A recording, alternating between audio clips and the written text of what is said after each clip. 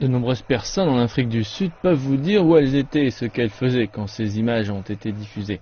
3 ans plus tard, les images n'ont pas perdu de leur force, mais quel a été l'impact dans le pays depuis? Pour beaucoup, Marikana résume les échecs ici depuis 1994. L'Afrique du Sud est un pays qui a rené il y a 21 ans autour des principes de la dignité humaine, de l'égalité et de la liberté. Pour des millions de personnes, cela ne signifie pas grand-chose, en particulier pour ceux qui n'ont pas de travail ou qui ont des conditions de travail et des salaires lamentables.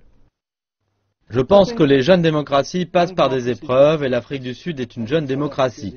Marikana était peut-être la plus significative épreuve.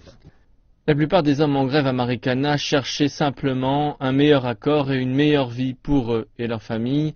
C'est ce qu'une Afrique du Sud démocratique était supposée offrir. Pourquoi cela a dégénéré dans un bain de sang est le sujet d'une enquête officielle et d'un rapport. Les tribunaux seront probablement accaparés par cela pendant des années. Pour les observateurs, la grande leçon, ce sont les relations de travail. Quelques jours avant la tragédie, 2 syndicats se battaient pour prendre le pouvoir à Marikana. Le directeur et les autorités ont mal interprété ce qui se produisait.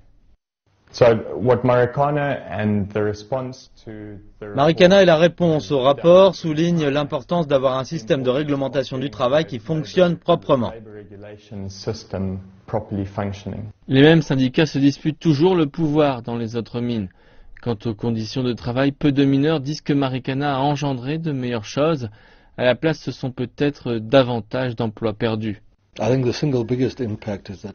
Je pense que le plus grand impact, c'est que Marikana a mis fin à l'ère des bas salaires dans les mines sud-africaines et l'impact de cela se répercutera dans l'industrie pendant de nombreuses décennies.